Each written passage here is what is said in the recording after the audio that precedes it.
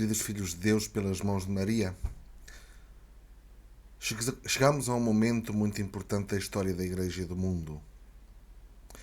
E queria neste momento socorrer-me das palavras de São João Paulo II, onde ele era cardeal Wojtyła, no Congresso Eucarístico Internacional 1976, nos Estados Unidos. Ele disse isto: em breve estarão em confronto a Igreja e a Anti-Igreja, o Evangelho e o Anti-Evangelho, Cristo e Anticristo.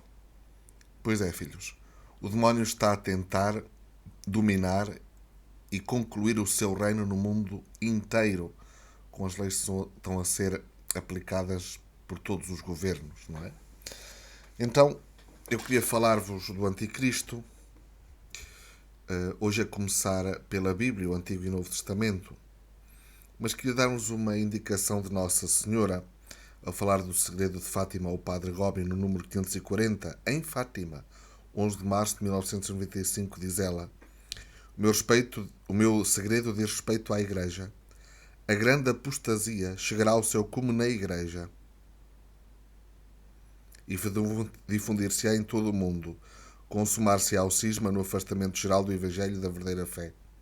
Entrará na Igreja o homem iníquo que se opõe a Cristo e que instalará no seu interior a abominação da desolação, dando assim cumprimento ao horrível sacrilégio de que falou o profeta Daniel em Mateus 24:15.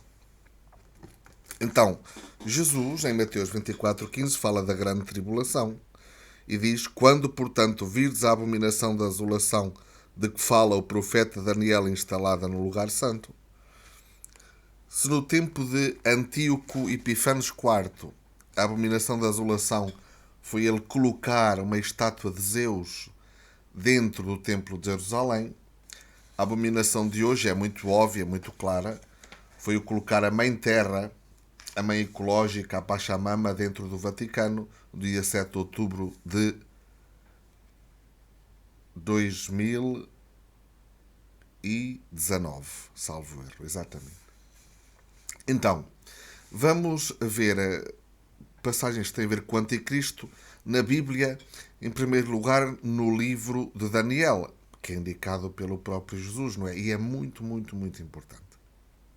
Então, no capítulo 7, o sonho de Daniel sobre as 4 feras, aliás, Daniel tem várias visões, vários sonhos proféticos que depois São Gabriel lhe vem explicar.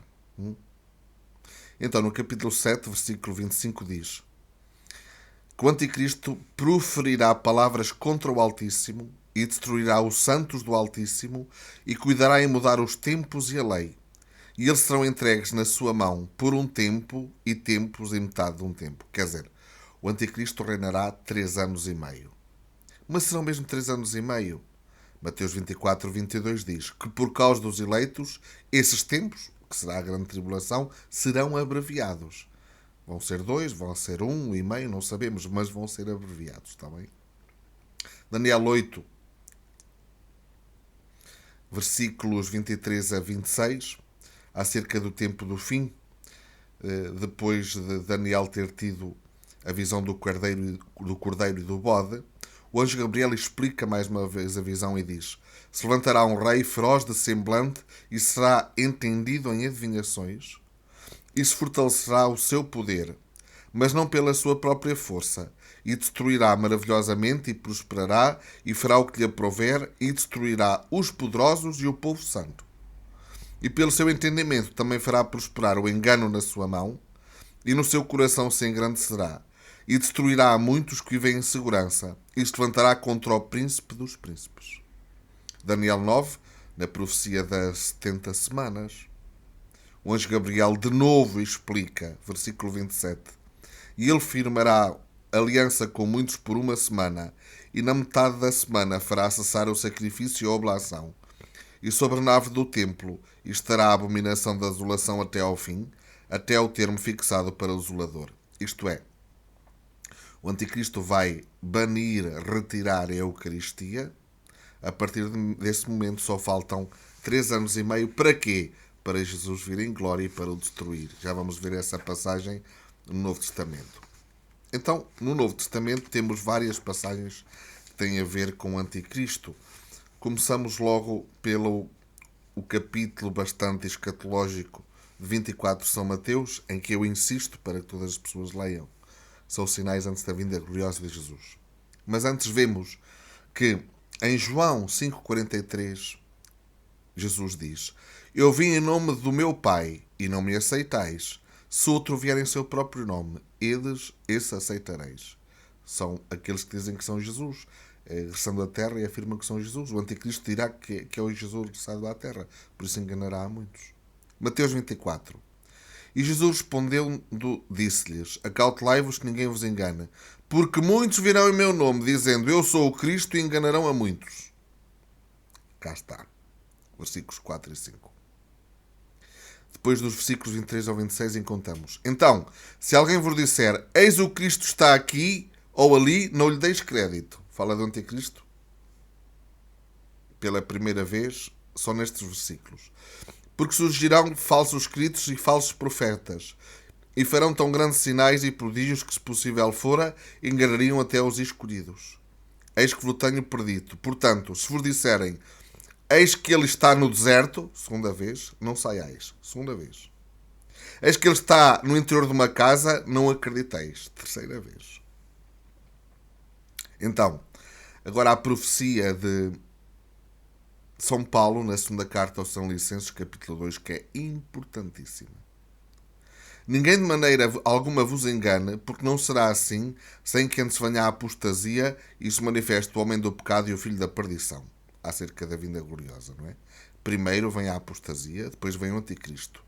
Aquele que se opõe e que se levanta contra tudo o que chama Deus, ou se adora, de sorte que se assentará como Deus no templo de Deus, querendo para ser Deus.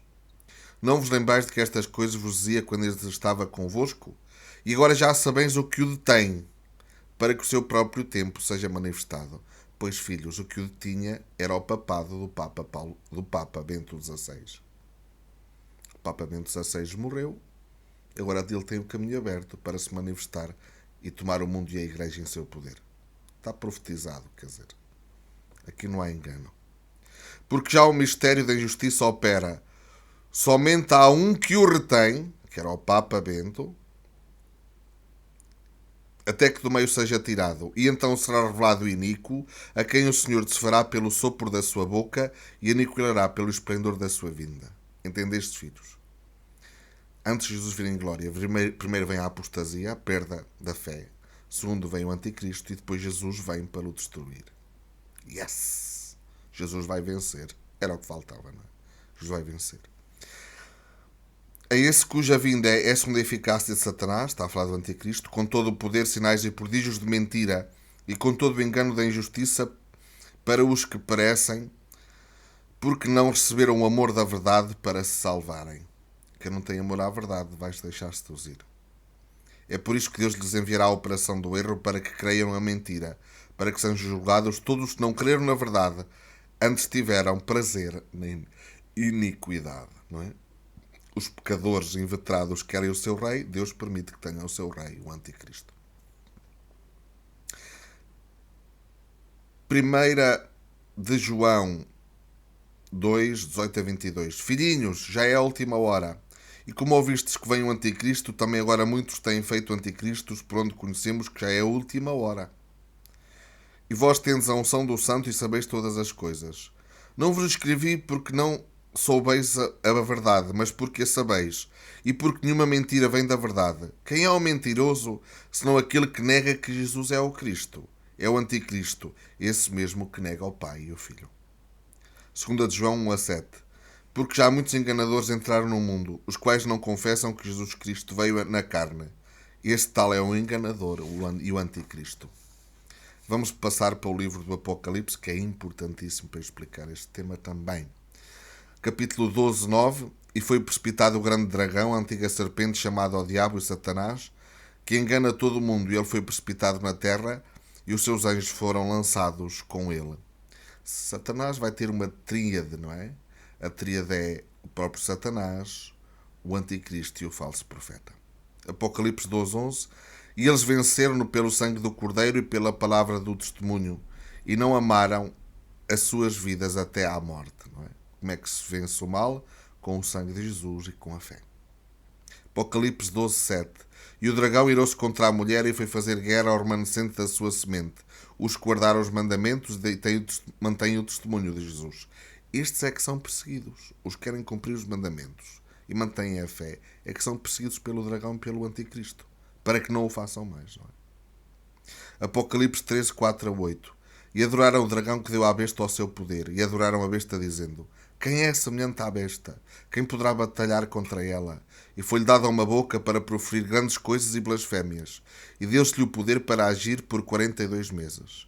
E abriu a boca com blasfémias contra Deus para blasfemar do seu nome e do seu tabernáculo e dos que habitam no céu. E foi-lhe prometido fazer guerra aos santos e vencê-los. E deu-se-lhe poder sobre toda a tribo, língua e nação. E adoraram-na todos os que habitam na terra, esses cujos nomes não estão escritos no livro da vida do Cordeiro e que foi morto desde a fundação do mundo. Mas tenho uma boa notícia para vós. Por exemplo, São Cirilo de Jerusalém diz que 2/3 do mundo serão seduzidos pelo anticristo. Quer dizer que 1/3 do mundo não será seduzido por ele, que é o tal terço que fica para ser purificado e provado e ser o novo povo santo de Deus, que está em Zacarias 13:7-9. Apocalipse 19:19-20. E vi a besta e os reis da terra e os seus exércitos reunidos para fazerem guerra àquele que estava assentado sobre o cavalo e o seu exército. E a besta foi presa e com ele o falso profeta, que diante dela fizeram os sinais, com que enganou os que receberam o sinal da besta e adoraram a sua imagem. Estes dois foram lançados vivos no lago do fogo que arde com enxofre. Portanto, também haverá o falso profeta. Assim como Jesus teve o seu profeta, João Batista, para anunciar a sua vinda. Não é? Há também o falso profeta que prepara a vinda do anticristo. Como Jesus teve os Judas Iscariotes que o entregou, a igreja também vai ter um dos seus que vai entregar a igreja ao anticristo. Igual, não é? Igual. Apocalipse 21:4. E vi descer do céu um anjo que tinha a chave do abismo e uma grande cadeia na sua mão. Ele prendeu o dragão, a antiga serpente, que é o diabo e Satanás, e amarrou-o por 1000 anos. E lançou-o no abismo e ali o encerrou, e pôs o selo sobre ele, para que não mais engane as nações até que os anos se cumpram. E depois importa que seja solto por um pouco tempo. E vi tronos a assentarem sobre eles, e foi-lhes dado o poder de julgar. E vi as almas daqueles que foram derrolados pelo testemunho de Jesus e pela palavra de Deus, e que não adoraram a besta, nem a sua imagem, e não receberam o sinal em suas testas nem em suas mãos, e viveram e reinaram com Cristo durante 1000 anos. 1 Timóteo 3:1-5. Nos últimos dias sobreviverão tempos trabalhosos, porque haverá homens amantes de si mesmos. Esta é a descrição dos homens do fim dos tempos. Avarentos, presunçosos, soberbos, blasfemos, desobedientes a pais e mães, ingratos, profanos, sem afeto natural, irreconciliáveis, caluniadores, incontinentes, cruéis, sem amor para com os bons, traidores, obstinados, orgulhosos, mais amigos dos deleitos do que de Deus, tendo a aparência de piedade, mas negando a eficácia dela.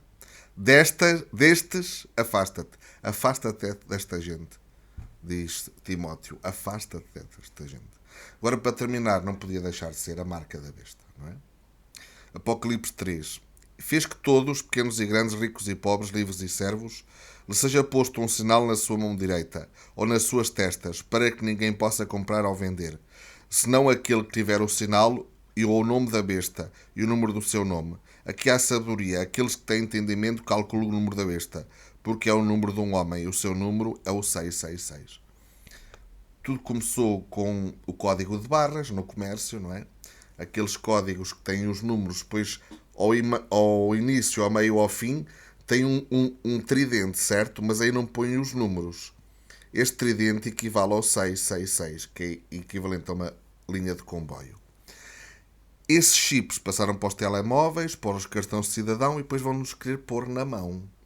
Ou na cabeça. O que é na cabeça? Na cabeça é o pentagrama com o 666. É? que é uma marca mais espiritual.